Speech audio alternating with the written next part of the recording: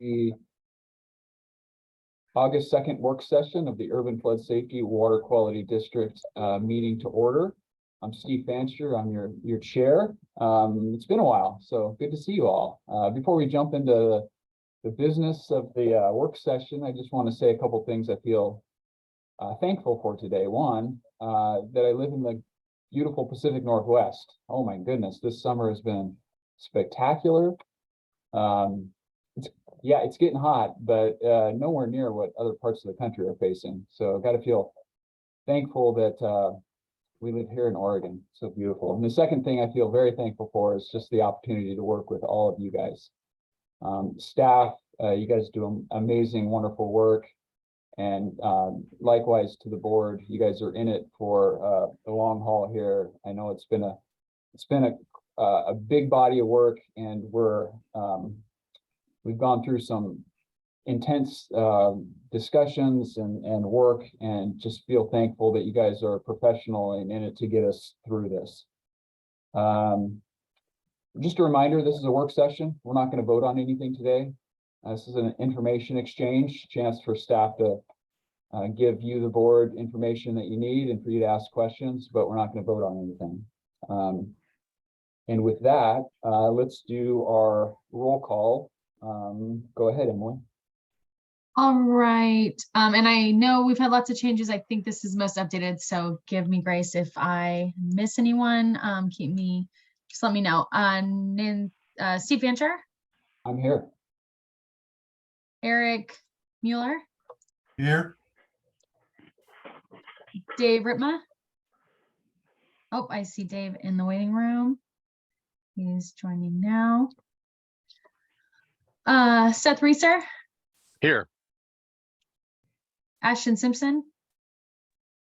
Present. Great. Lori Stegman?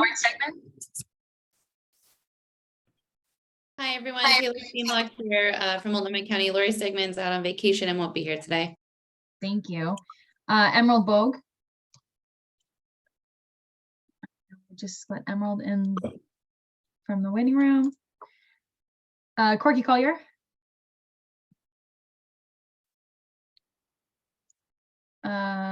Rochelle Altman, are you here? Yes. Present. Mary Helen Kincaid? Come here. Come here. Katie Stephenson? Here. Eric Molander? Here. Brent Cartwright? Present. Ed Washington? Bob Sellinger? Here. Heather King? Here. Did I miss anyone?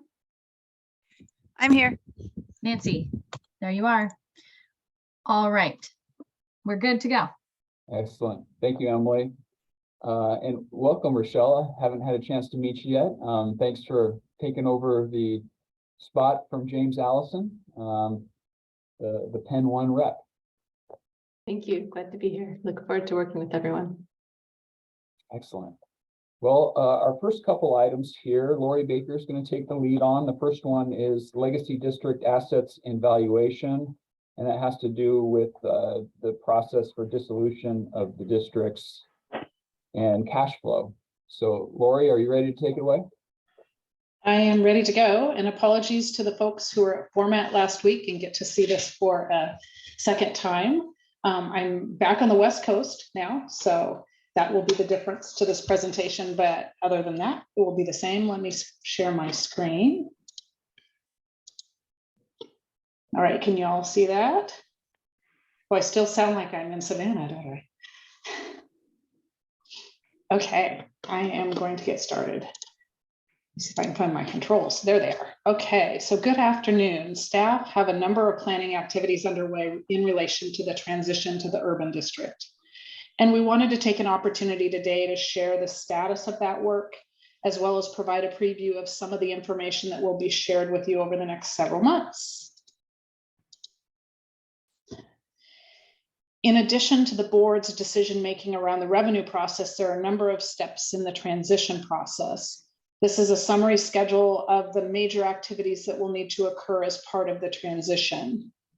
You're most familiar with the planning steps with the approval of the year one forecast of $16.7 million by the Urban Board in June. Cash flow analysis is underway, but needs to align with the actual results of our fiscal year ended June 30th, 2023. This data won't be available until the fall as we finish our year-end process and prepare for the audits of the districts. Given that we're continuing to work towards a July 1, 2024 transition, budgeting for year one will begin late in this calendar year with adoption of a budget required under Oregon local budget law by June 30th, 2024. There are a number of resolutions that will need to be considered as part of the dissolution and transfer to the urban district. These include the call for dissolution of the legacy districts once revenue is established, approval of debt distribution plans, and the acceptance of the transfer of assets from the legacy districts.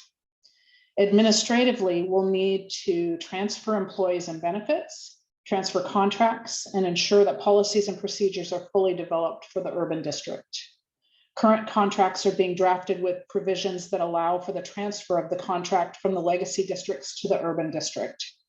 Policies and procedures at MCDD are being reviewed and updated and provide a foundation for similar policies for the urban district.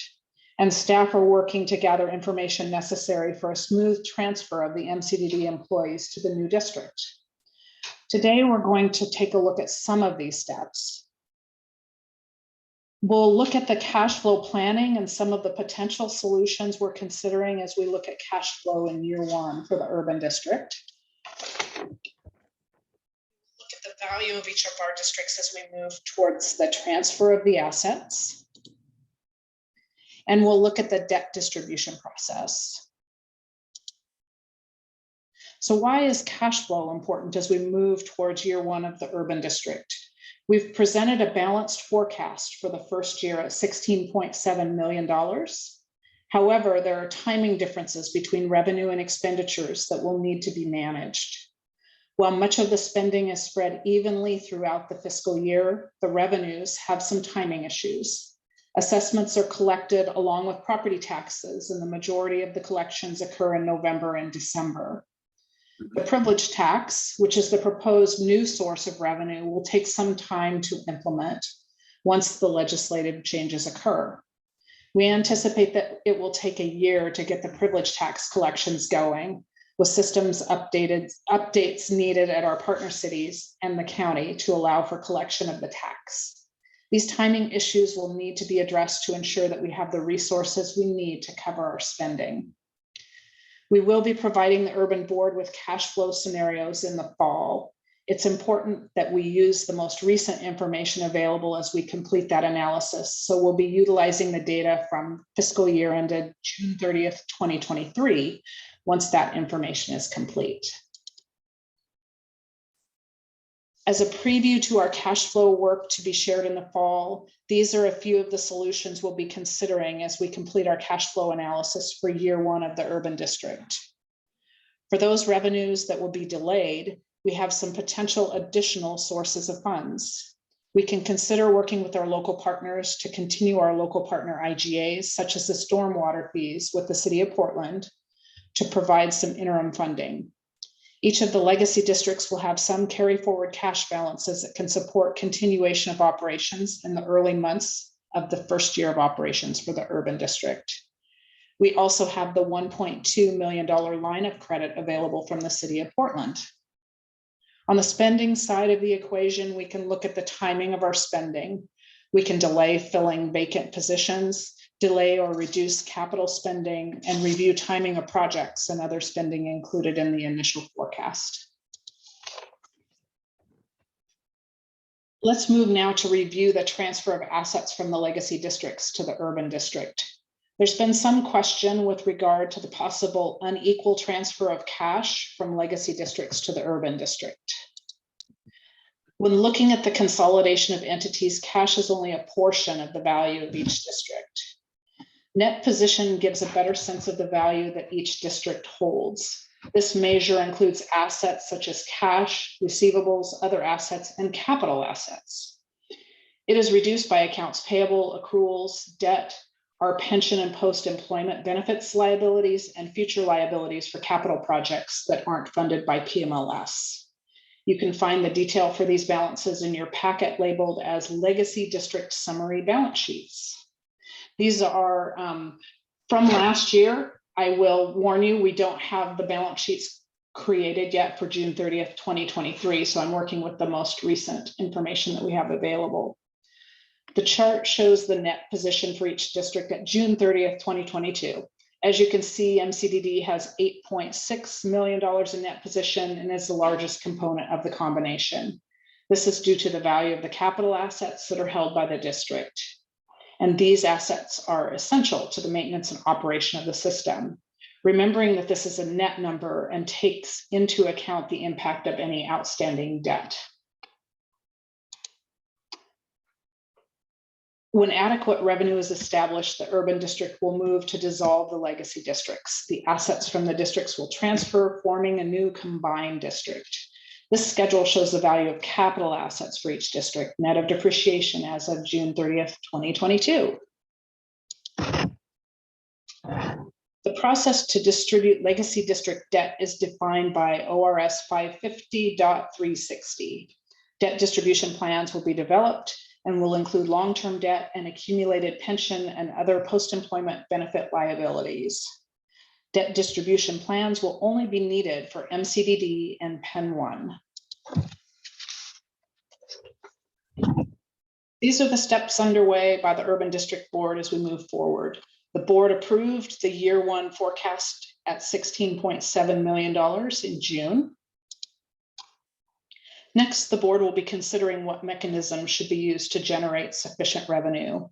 This discussion will include further analysis of the impact of assessments, including a common assessment methodology, impacts of rate increases at varying levels, and compression impacts. This analysis is well underway. I can tell you that for sure because I worked on it all last week and will be shared with the Urban Board in the coming months. We will be looking at assessments at our upcoming board meeting, so that will be coming in your packet soon.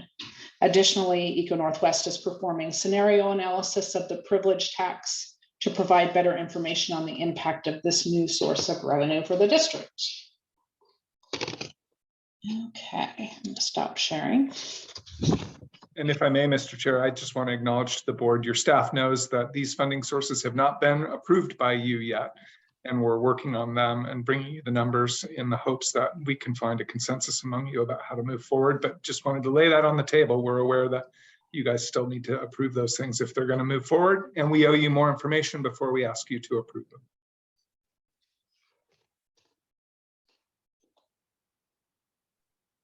Excellent. Thank you, Lori. Were you done with your presentation? Yeah. All right. I'm going to open it up. Any questions, comments?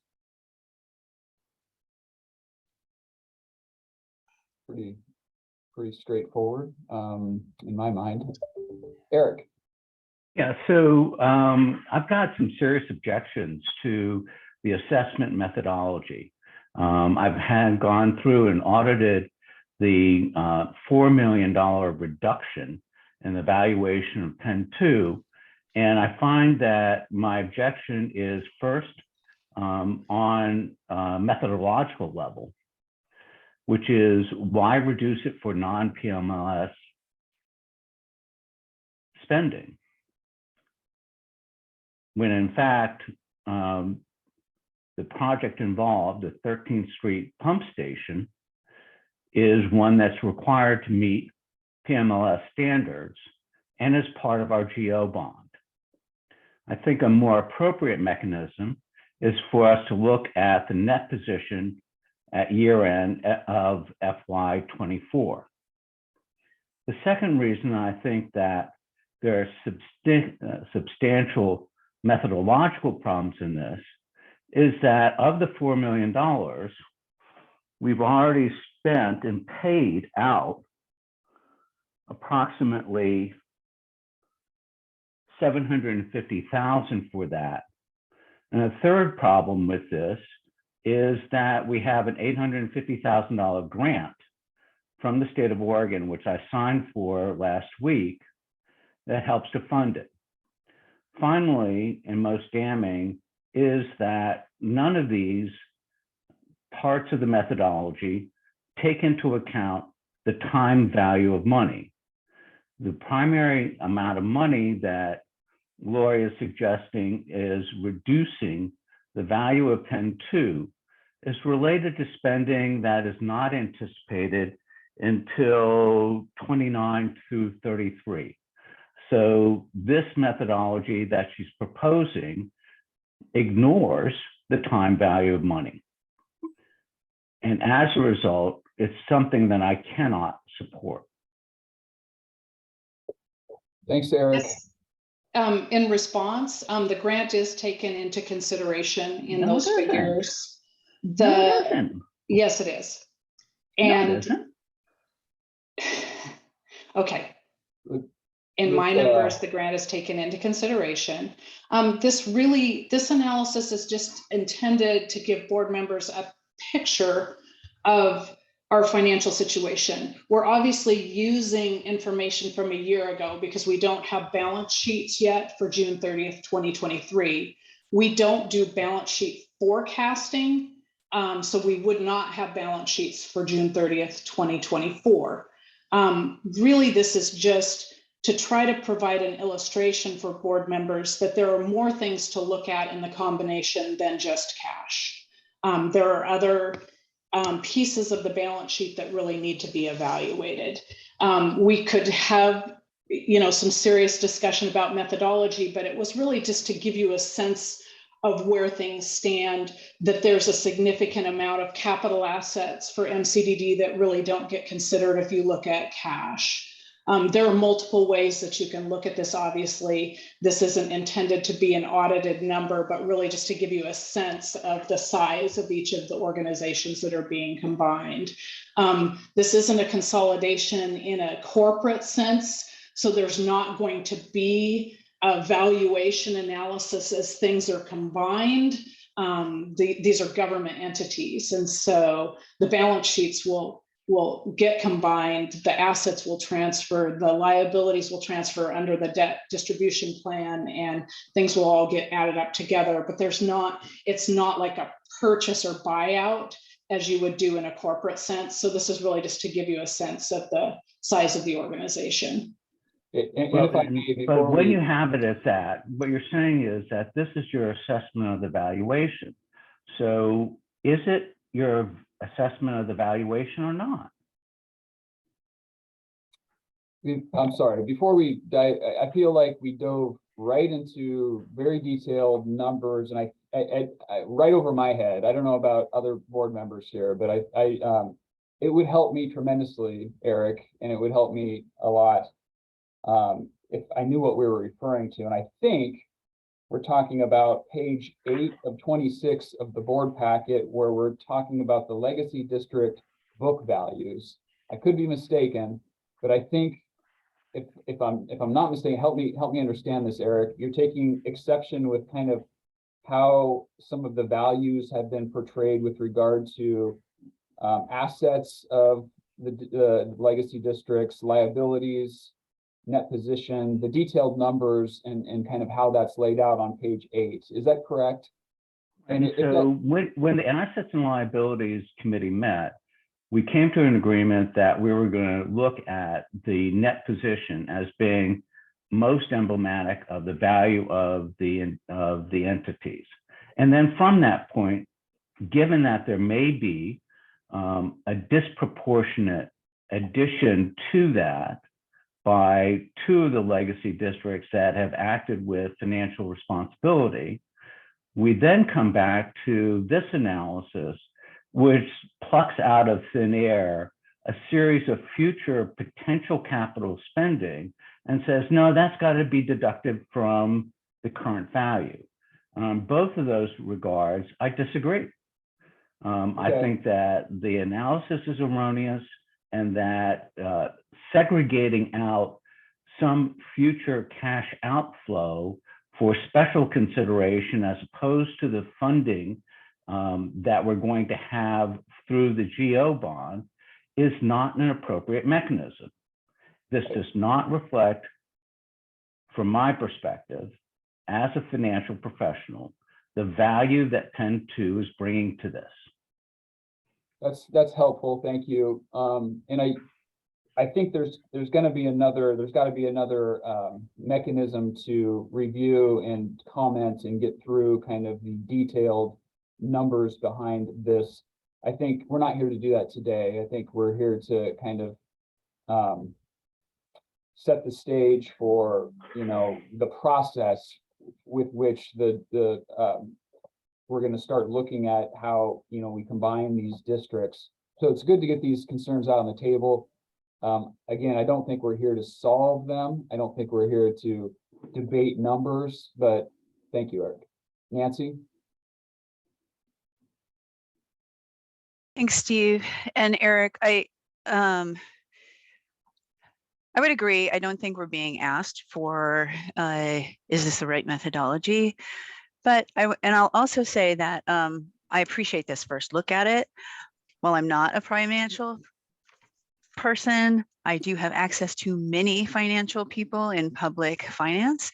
And I think what I would suggest to myself and the whole board is that we are trying to get a way forward here. And so I'm not sure when you said 2 districts acted fiscally responsibly, I assume you mean 2 districts didn't, and I'm not sure I agree with that.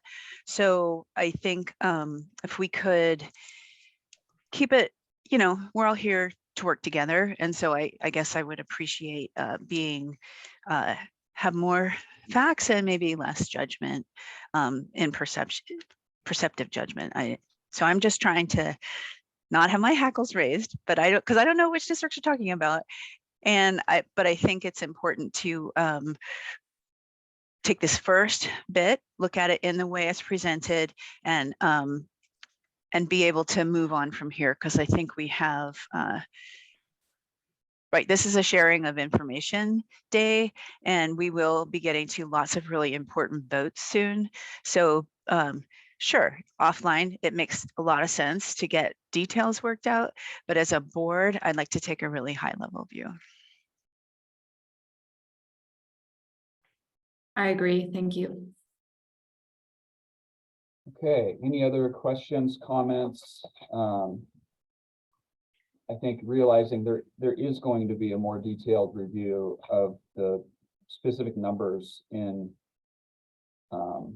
this, and as Lori stated, she had to use numbers from this last year because that's the only thing that were available. Like we don't have more detailed numbers to go off of yet.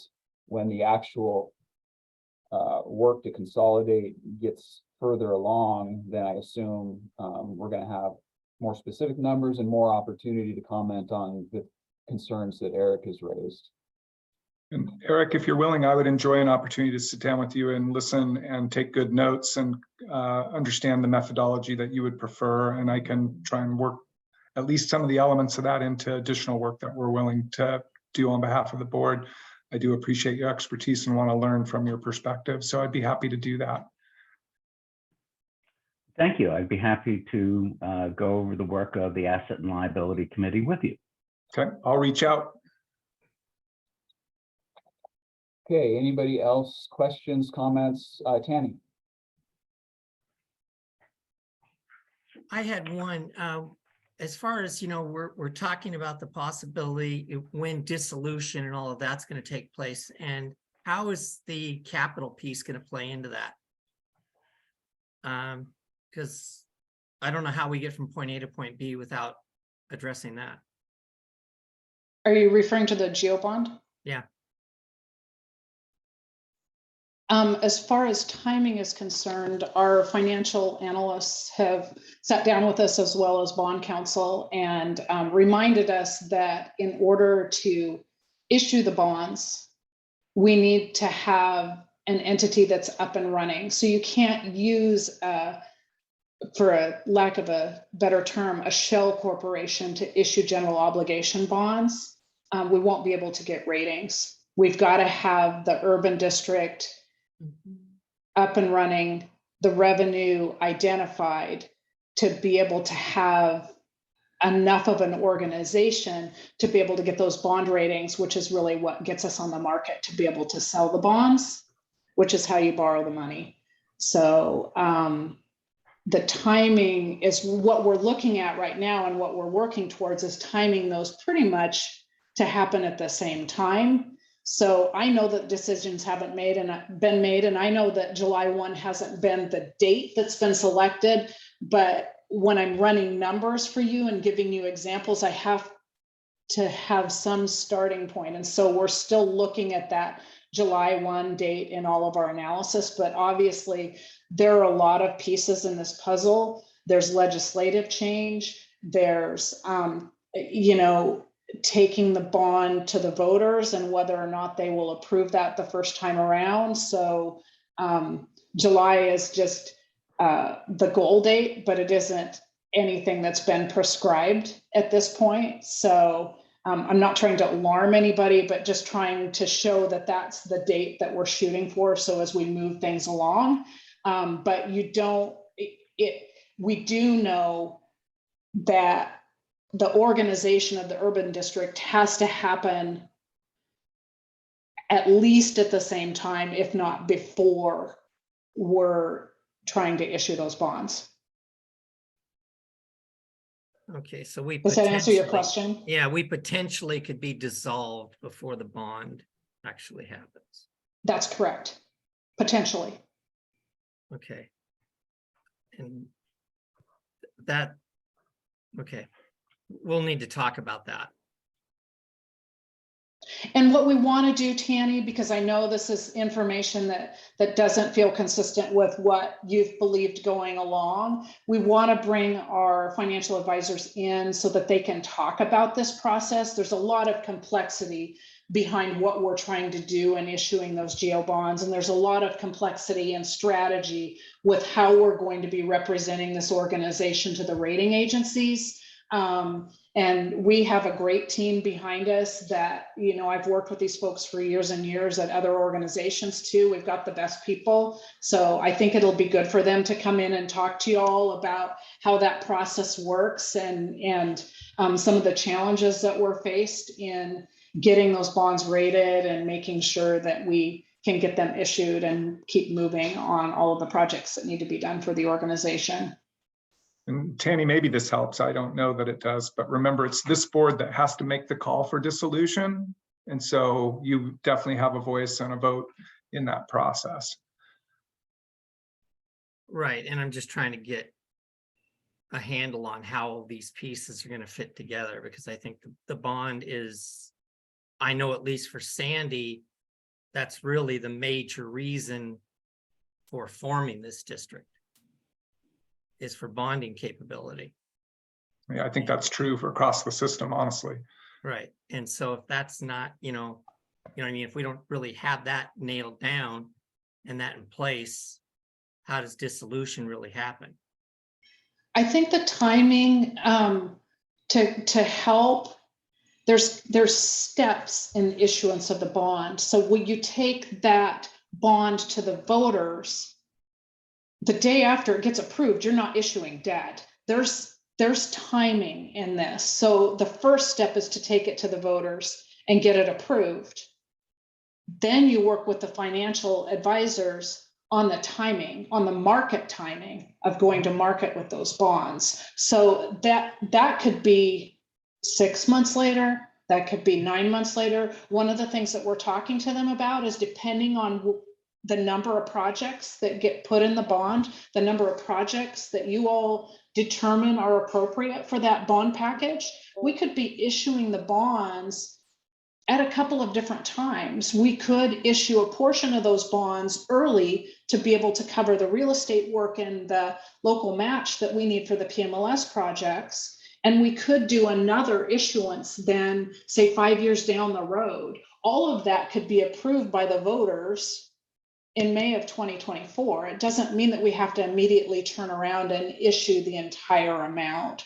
So those pieces of the strategy and how to keep the cost as low as possible for the taxpayers. Those are all things that we're talking about and looking at with the financial advisors right now. So it's not like the next day you're going to market with the bonds. You really, and the board will have to authorize us to be able to issue those bonds. So there's nothing we can do, even if it gets approved by the voters, I still have to have that authorization to go and issue it. So there are multiple steps in this process where the board is involved in the decision making.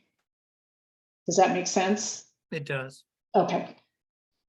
I hope that answered your question. It did. Thank you.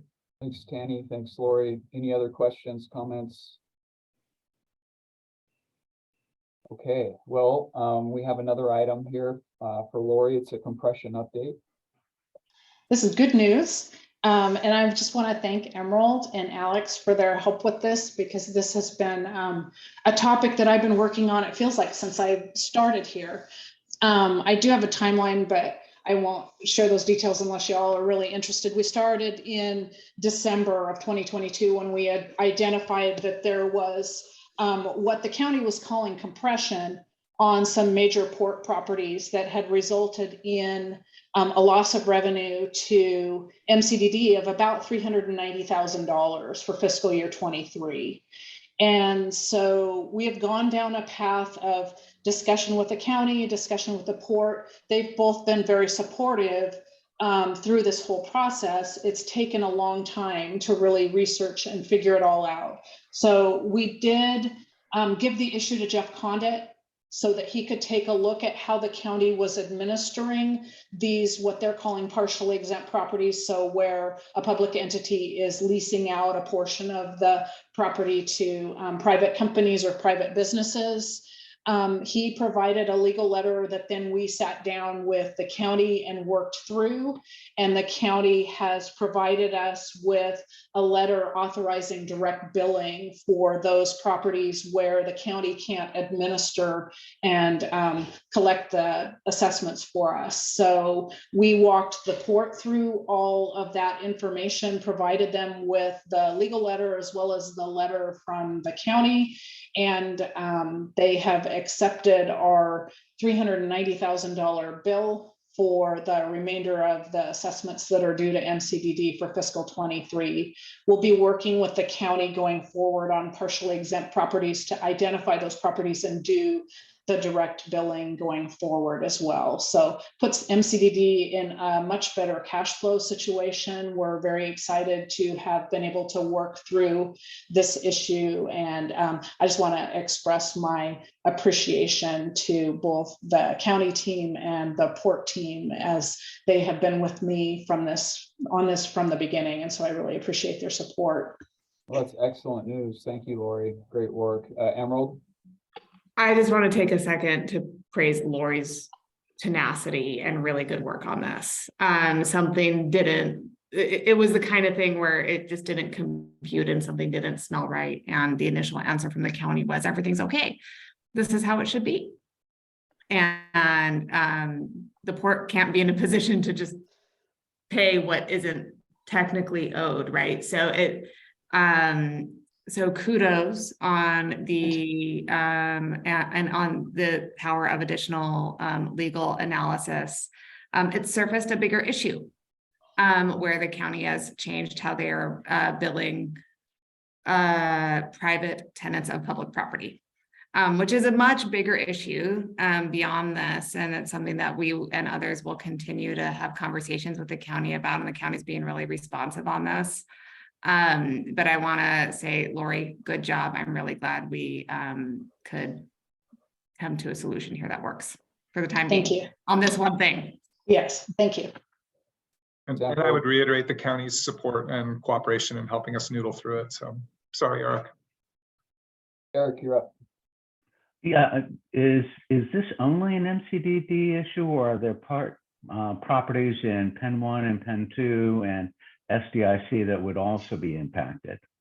SDIC is not subject to compression currently, so there are no properties in SDIC that would be impacted by this. Penn 1, is more of a real market value issue with the property. So there truly is compression on, especially the city of Portland owned properties in Pen 1. I did ask the question because I was really hopeful that that might be what was causing such a large compression rate in Pen 1. Unfortunately, I didn't get the answer that I was seeking on that one. It really is the real market value of the properties that are causing the compression in Pen 1. There is the possibility that we may identify some additional smaller amounts in Pen 2. We are working, going forward, we're going to work with the county to identify all of these properties and make sure that we are picking all of them up for direct billing. So there's possible that there might be some smaller ones. We didn't identify anything significant as I looked through the list and looked at real market and assessed value for those properties for each of the districts. Really the ones with the port were the ones that came to light, but I am going to be working with the staff at the county to make sure that we're not missing anything going forward. Thank you very much. You're welcome. Excellent. Well, any questions, comments on the compression update? Awesome. Okay, well, we're a little ahead schedule, which is always good. And I should never jinx the schedule that way, but up next, we've got our GeoBond polling process overview and update. I think Noah's going to take the lead, but we also have a memo from Carrie Sandeman in the packet. I hope you had a chance to take a look, and I'll turn it over to, I think I'm turning over to Noah, is that correct? That's fine with me, unless Carrie, you want to frame Carrie, it. you want to take the lead? Take it away, Noah. That's great. Carrie, are you able to share the deck again? Sure. Give me just 1 second. Helps if I don't have to do two things at once. Thank you so much. Sure. Yes, I'm sort of in some ways picking up on Tanny's comments earlier, which is, there's high motivation to being together and having this conversation in order to move us towards this potential GeoBond referral. And when we get the slides up, I'll show you where we are in this process, but we're chugging along. And the plan is to be out in the field, is the parlance.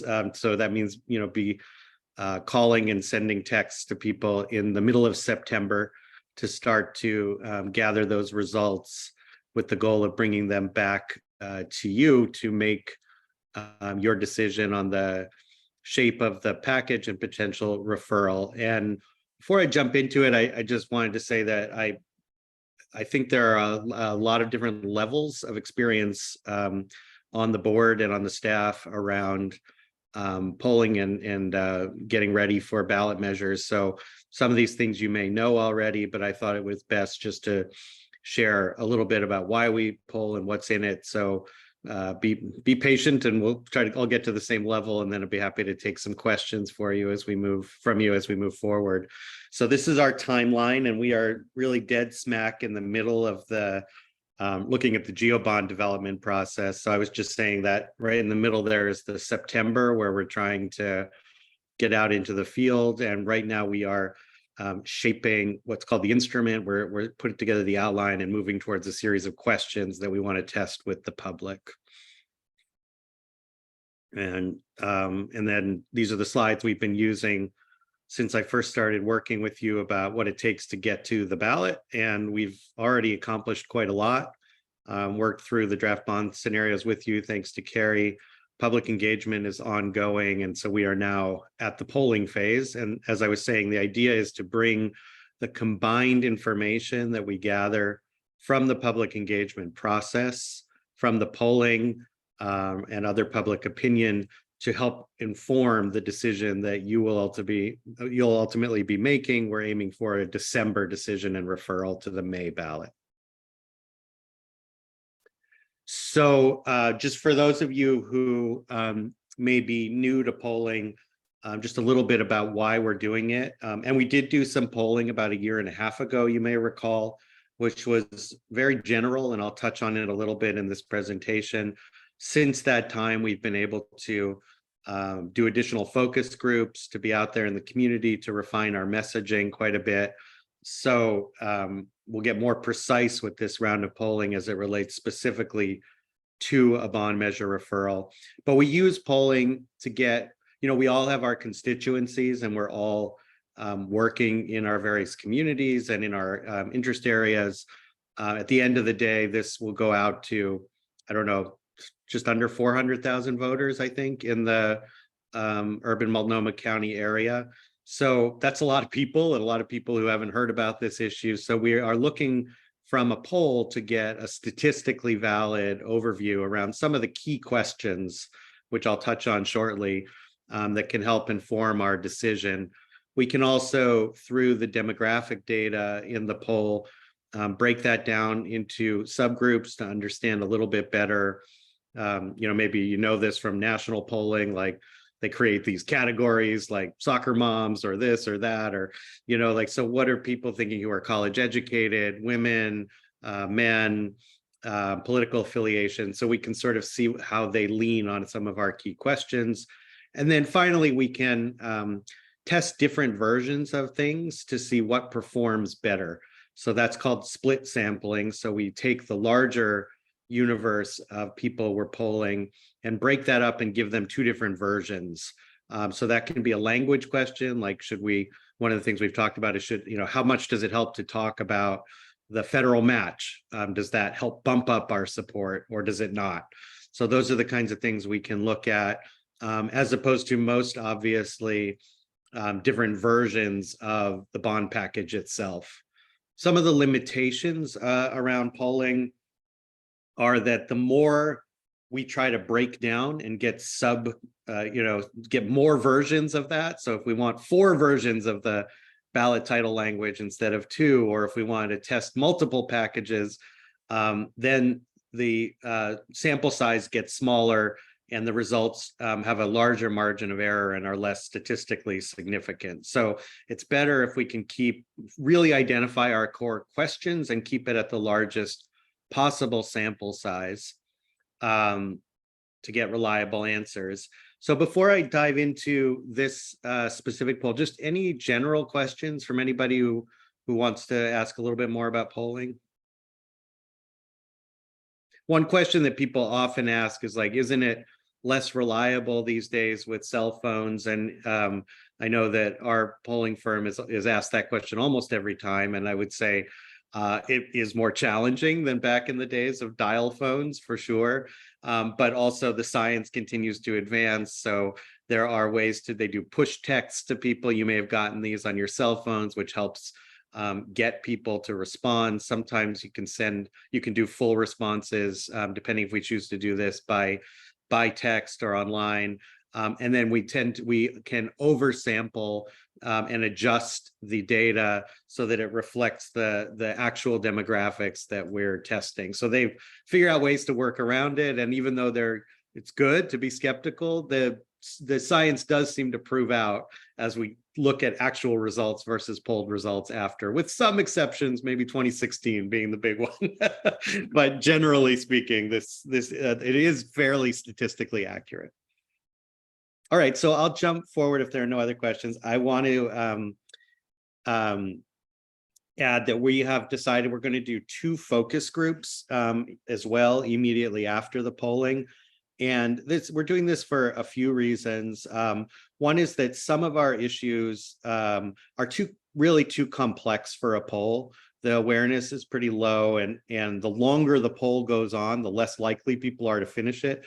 So if you have somebody on the phone for 15 minutes and then you have another question and they hang up, the whole poll, their whole response is invalid. So you want to try to keep it short, like ideally under 15 minutes of people's time, which makes sense if you think about it in your own lives. So some of the questions that are a little more complicated, we want to take the polling results and then see in the focus groups how consequential they are.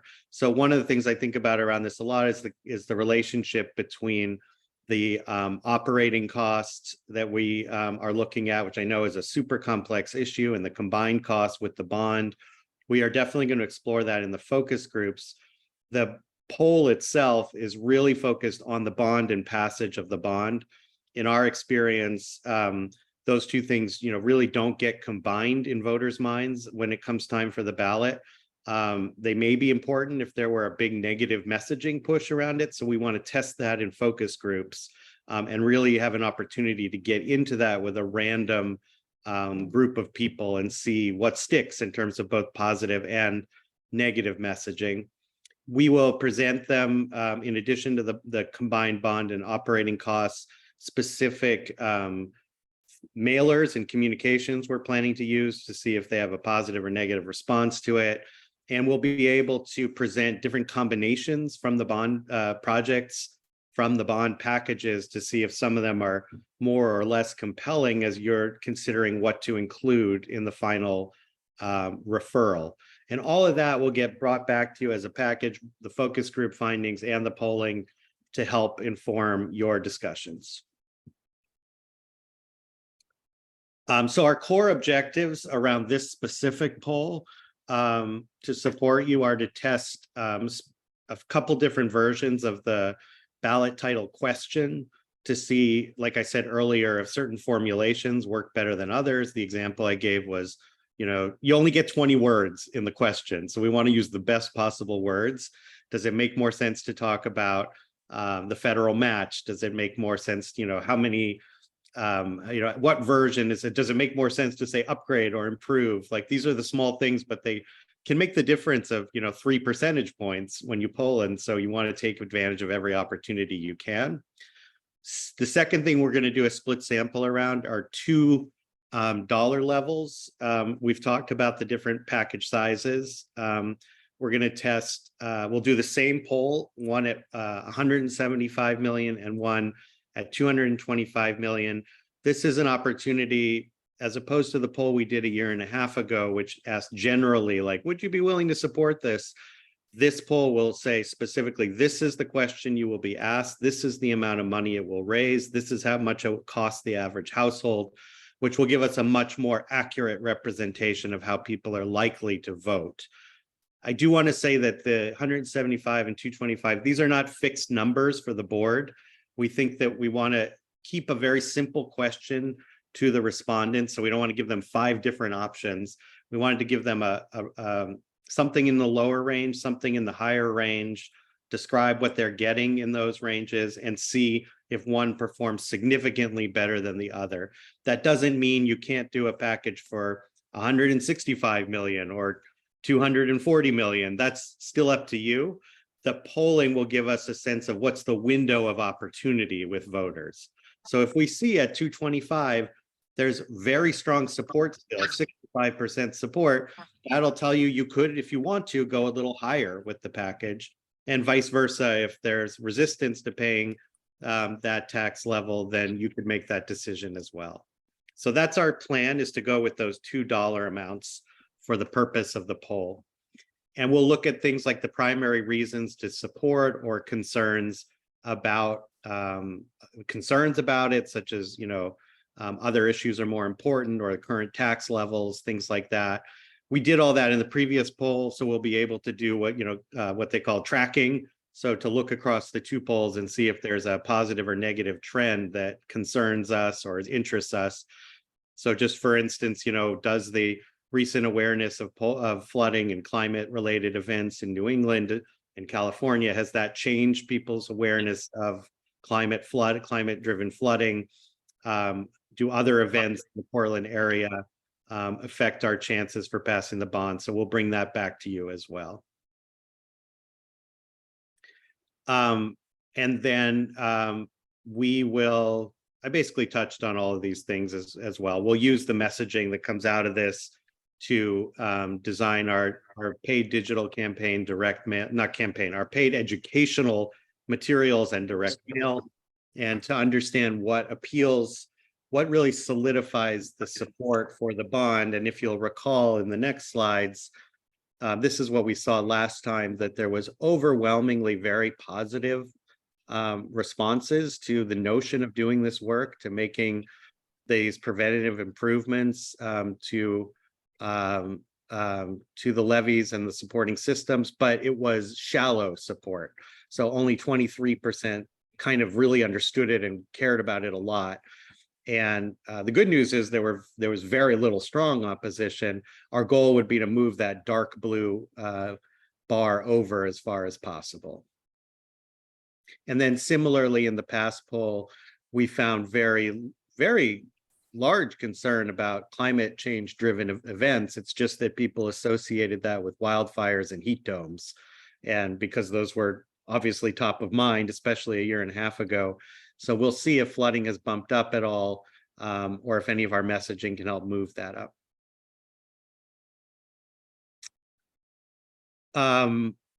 We're going to be looking at the level of support for the core bond elements. We've gotten a lot more precise with this since the last poll, and we've been using this essentially in our survey and getting out into the community and talking about it.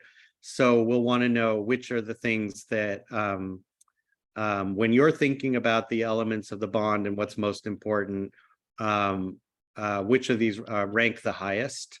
And I'm sharing these next few slides with you. Also, we'll share the deck out with you afterwards. There is a formative period of this. We want to solidify what we're polling by the end of August. So if you see things on here that, or if you think things are here that from the bond that are missing or things you'd like to test, feel free to share that now or to look it over and provide it after the meeting as well. We'll definitely be interested in incorporating it. So I'll just let, you can read through these for a second, but these are the same points essentially that have been on our PowerPoint deck that we've been taking out to the community. And I would just say that some of these are going to be added to the 225 level as opposed to the 175. So we'll be able to test if those are viewed as attractive at that higher level. Let's do the next slide. And then we'll be able to look at the list of concerns as well, not concerns about whether people will vote for it, but concerns about which of these things is most threatening when they think about major flooding in our region and in the flood zone. So we want to have a strong sense of what to lead with, especially in our ballot title summary and in subsequent communications. So again, if you, I'm sorry, there should be one addition here that we did not make before this presentation, and I apologize for that. The one that we want to add is the impact of that changes that not being getting federal certification would have on insurance, small business, and homeowners, and we'll add that in as well.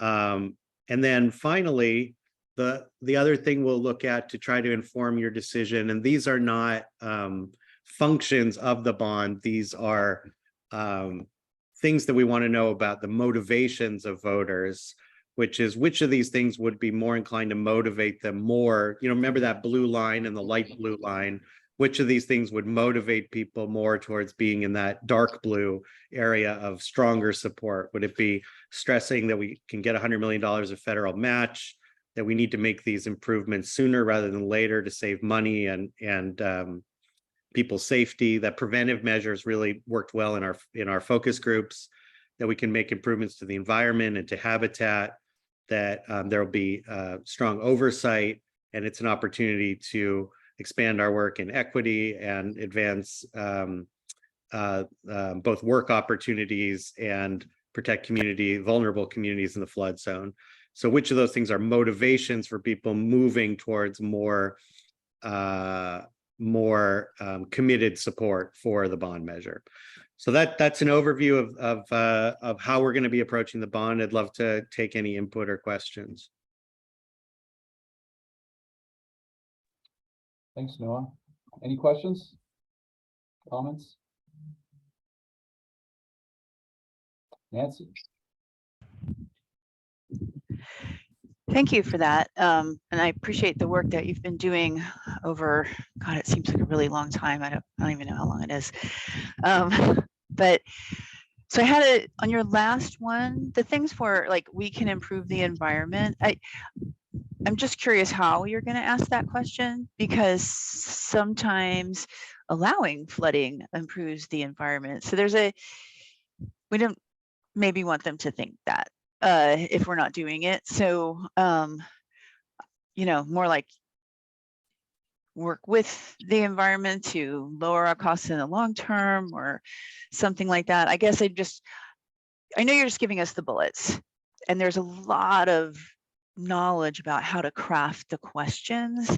I guess I wanted to voice, and seeing it in the general way, I just wanted to voice my concern there and just ask you what you think.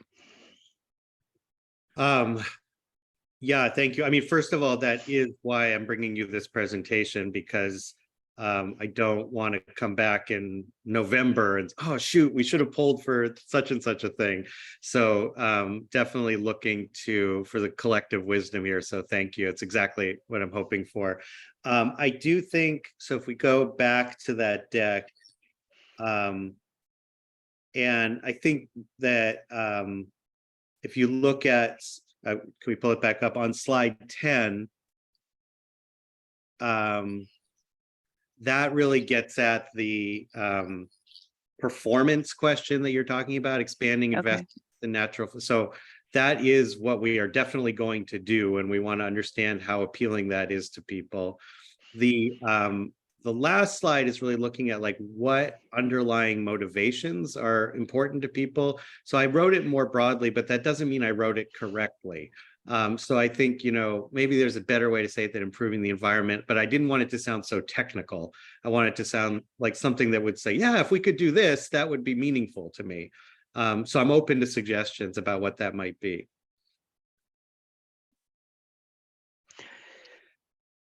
Okay. I think one thing that we've said in the presentation, sorry, is on the one hand, we're making these improvements to flood management, which includes, wetlands, natural areas solutions, the weirs, things like that. And then also we have the opportunity to improve habitat while we're at it. And so how appealing is that to you to stress that, I think is kind of what I'm getting at. Okay. I don't have any, I'll have to think about that, but I'm sure you'll be thinking about it too. So Right. Thanks for the clarification. I think you're right, though, that is not right. So I'll keep working on it and take any feedback that you can send. Thank you. Okay. Bob? Well, I think my questions and comments fall right on Nancy's. I think there should be something in there about specifically improving fish and wildlife habitat, or integrating protection for fish and wildlife, integrating protection for listed species, that listed salmon, that kind of a thing, that I think does get more at it. I think that's different than, green infrastructure solutions, which I also think should be tested and are in there already. But, integrate using natural solutions that provide multiple benefits, including flood control, but also reducing urban heat island, cleaning air and water, and so on. I think we need to be careful about putting cultural history and equity in the same bucket. I think they're different things, actually. And I think they're both important, but I think equity is more important here, honestly, and gets more at, how are the benefits of this distributed, including, minority and women contracting, and so on and so forth, those kinds of things that I think I would emphasize more in this instance. So I think I have other comments. I'll send them to you separately, but I'd really like to see something in there that gets at that fish and wildlife habitat, which is part of our mission. It's one of the basic pieces that was added, and I think people will lock onto. And I also think will give a lot of your conservation allies, if they test well, that'll be their leading edge. Thanks, Bob. Rochelle, and then Emerald. Yes, I'm wondering if you've considered, or maybe you're already planning to include language about the bond supporting bringing the system up to meet federal standards.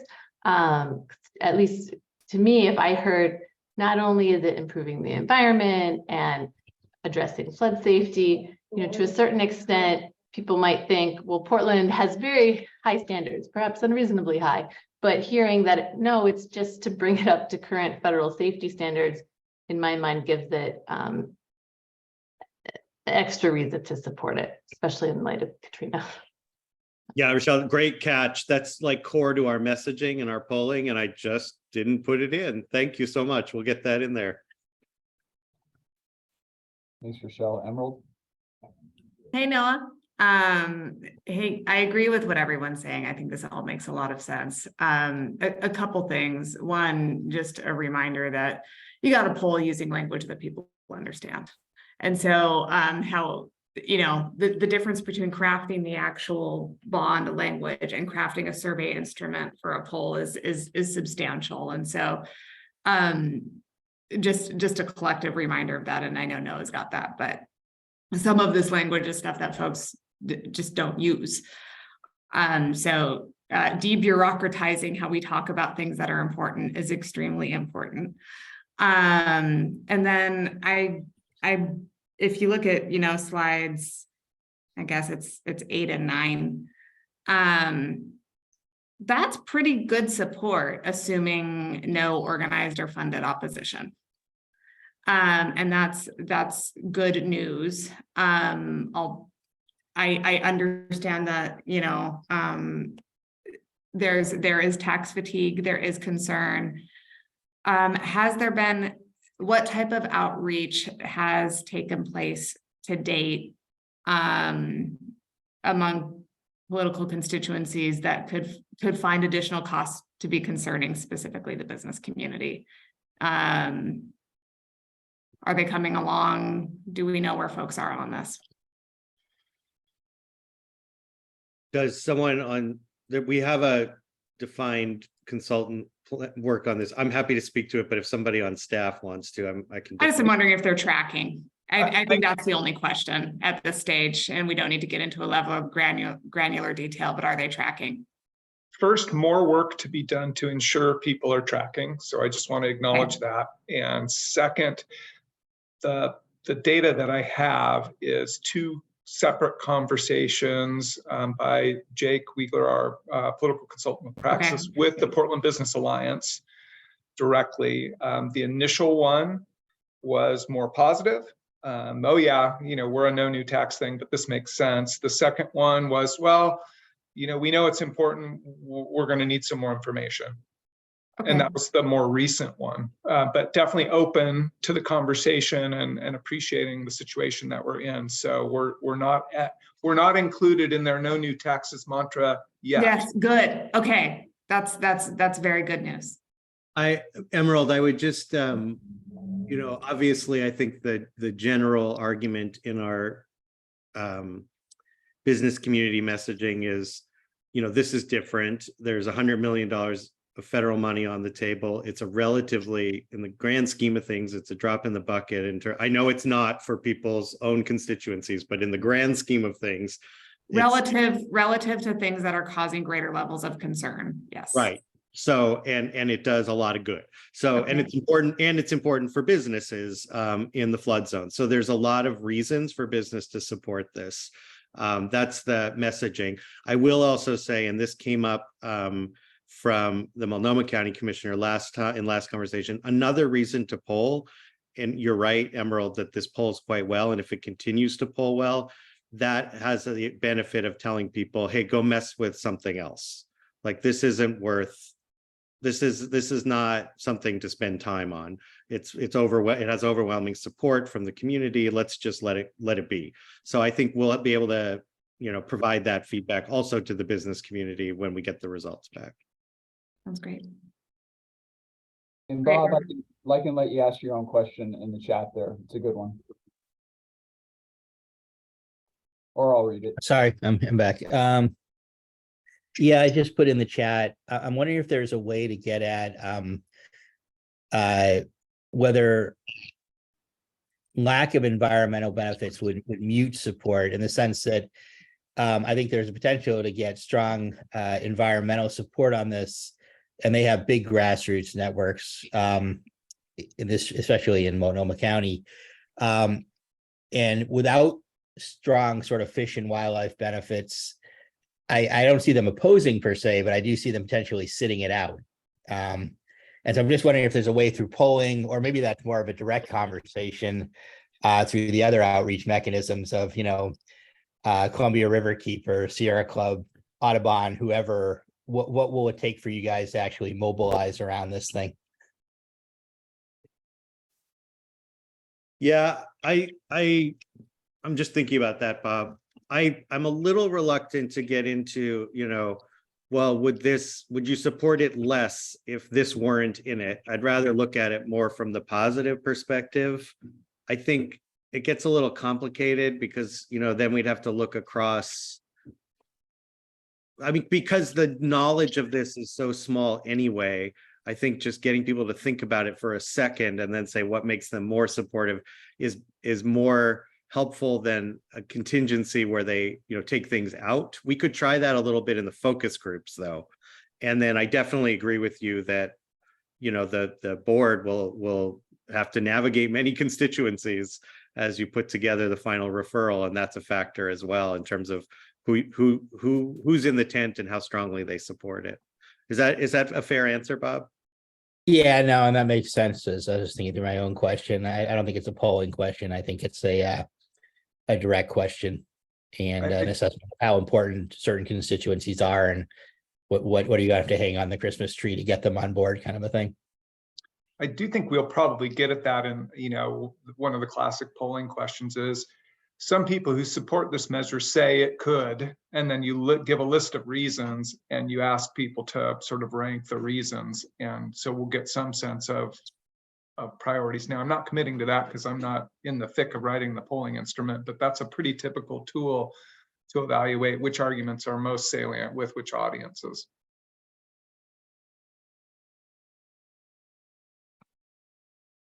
All right. Well, this is why we do this. I got a lot of improvements on this polling strategy from talking with you all. So thank you. And I'll be back. Thanks. Great work, Carrie. Great work, Noah. Thank you for that. Let's move on unless there's any other questions, comments. Not seeing anything. We're going to move on to Astor's education and community engagement update. And I'll say I saw the team out at the Gresham Arts Fest a few weeks back, working hard in the heat, tabling. So thank you for that. Yeah, thanks, Steve. Hi, my name is Astor Moulton. I'm the Public Affairs and Community Relations Specialist with the Drainage Districts, and I'm leading our Flood Safe Columbia River education and outreach efforts. And yeah, I have just a short presentation for you all.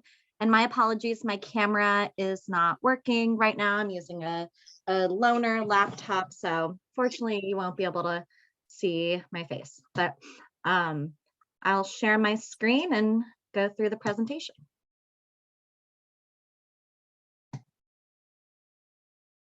All right, are you all seeing the presentation? Yes. Yes, we are. Okay, great, thanks. Like I mentioned, I'm here to give you just a brief update on the outreach activities that we've been doing throughout the summer. We're in the middle of pushing out our survey, in the middle of a lot of different educational and tabling events. So giving you an update on where we're at and also what's to come later in the summer and going into the fall and spring as well. And kind of move this presentation forward. There we go. So this timeline should look familiar. It's a version of what you've seen before, but a little bit more oriented towards our education and outreach efforts. As you may recall, we set up an education and engagement work group that's made up of a few board members, as well as other community leaders. That full group was convened for the first time in June, and they'll be continuing to meet on a monthly basis through the end of September. And they're supposed to act as liaisons for us throughout this outreach and education effort. During the first couple of months, this group is focused on distributing the survey through their own networks and partners. And that survey will be open through the end of August, at least through the end of August. And as a reminder, the purpose of that survey is to collect feedback on geobond scenarios and flood safety investments, pretty similar to the polling, but I see it as a complementary tool to the polling, and that in the survey, we will be testing all 3 bond scenarios. And it's also an education and awareness building tool. The outcomes will certainly come in handy as you all make your decision making around the geobond.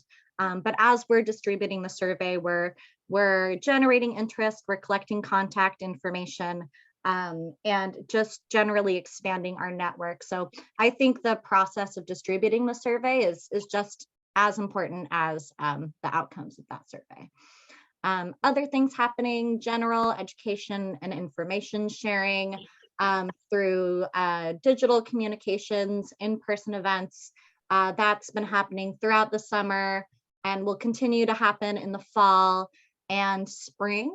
And a note, a lot of you know this, we've talked about this before, that once the bond measure is referred, we will have to have all of our educational information reviewed by the Secretary of State to make sure it's not advocacy oriented.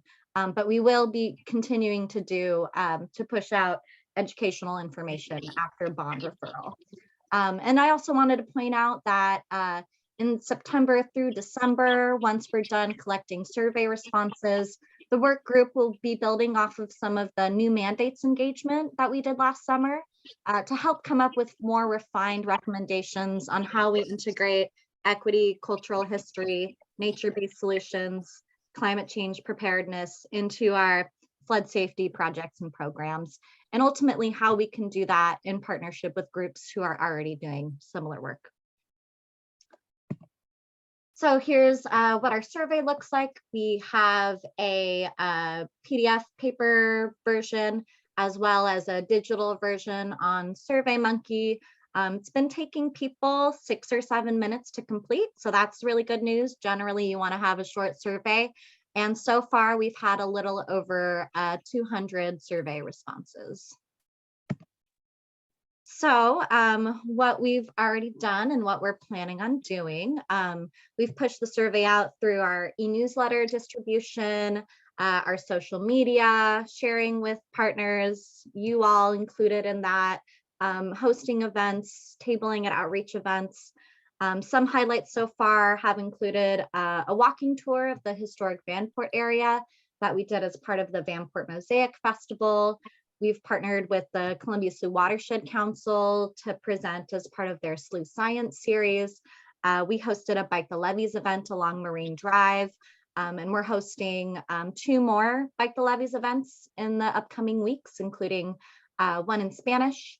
And we've tabled at over half dozen events, including but not limited to Columbia Children's Arboretum reopening, City of Wood Village Night Out, Sunday Parkways, and as Steve mentioned, we were at the Gresham Arts Festival.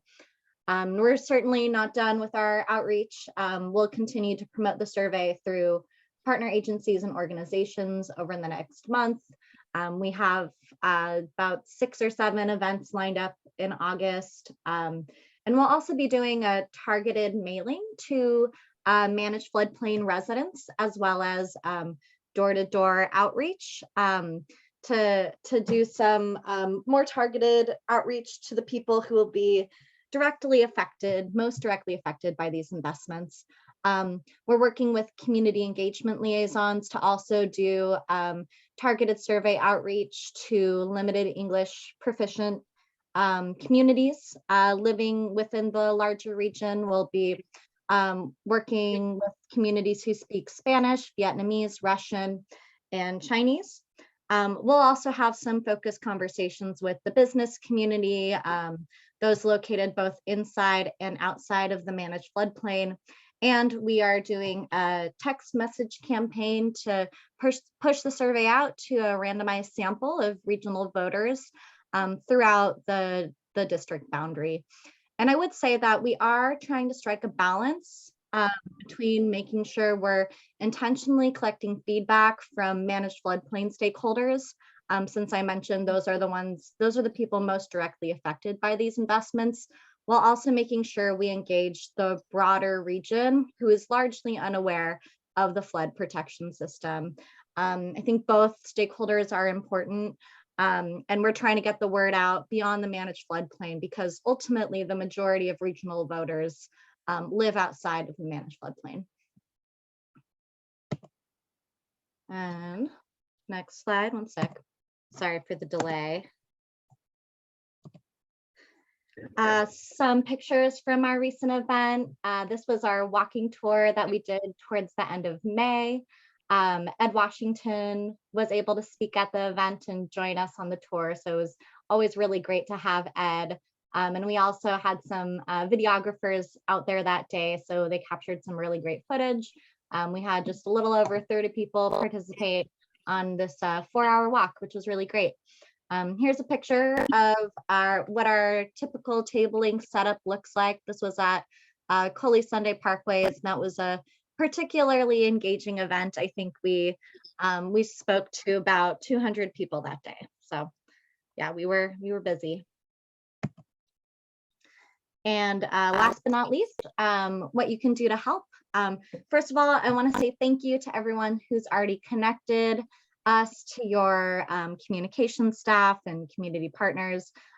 We have, ultimately a limited network, so it's been really helpful in getting the word out. And I would say that's the number one way you could support this effort, if you have limited time, is to connect us to your organization's communication staff if you're not the one who's directly handling your social media or communication channels. The next level up, if you want to be more involved, is to facilitate introductions between Flood Safe Columbia River outreach staff and your network. That could be to community-based organizations, the business community that you're connected to, other community leaders and residents. And we've said this before, staff are available to present to your community at meetings and your leadership. And finally, we do have communication materials and resources available if you're interested in taking a more active role in engaging your community. And survey QR code is up in case you would like to take a look at the survey. And that's all I had for you. And I'm happy to answer any questions. Thank you, Aster. Any questions for Aster? Bob, is your hand up from before, or did you have a question? Sorry, apparently it's been up for half an hour. My apologies. No problem. I just keep it up in perpetuity now. You always get in front of the line that way. That's a good strategy. Any questions, comments for Ashton? I'm sorry, for Aster.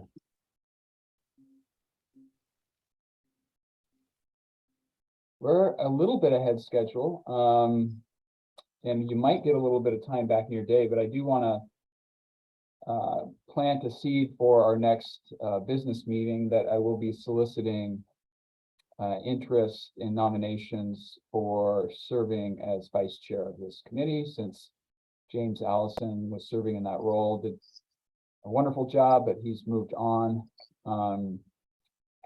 Just planting that seed now, not asking for, discussions on that topic, but we'll bring it up at the next meeting and hopefully get somebody in the role. Right now, we just have open discussion. If anyone has a board topic, I also want to point out that in your board packet, in the back of it, we have included the board parking lot. So it's all of the questions that have come up that staff have researched and answered or in the process of answering. I'll say that's been very helpful for me personally when I was out a few meetings on vacation, to be able to kind of quickly see what you guys were concerned about or questions about, and have it in one place. Seth? Yeah, quick question. I know that we have a couple of issues that probably require some robust discussion around the geo bond and the operating revenues moving forward. Is there any way we could get a heads up a couple weeks out of when those things were gonna, what the plan was for when those discussion and input from the board was going to be had on some of those bigger topics that we need to move things forward? Good question, Seth. So thinking of the kind of the next big one is really, in my mind, the mechanisms. So looking at, having some type of board official endorsement of the plan to move those specific mechanisms forward. Jim? I think it's our goal to try and see if you guys would be ready to have some motions considered at your late September business meeting on the operational revenues. And at your meeting later this month, you'll be getting a detailed presentation on the application of the MCDD assessment methodology on the managed floodplain and the various impacts decision making by you around that have on the rest of the district operating revenue based on privilege tax, and then also how that privilege tax might be allocated. Some of the issues Eric raised earlier about debt and collection and things like that. So staff is working with the collection entities as we speak, and we hope to have more information for you at your August meeting and your September work session, teeing up discussion and hopefully some decision making at your September business meeting.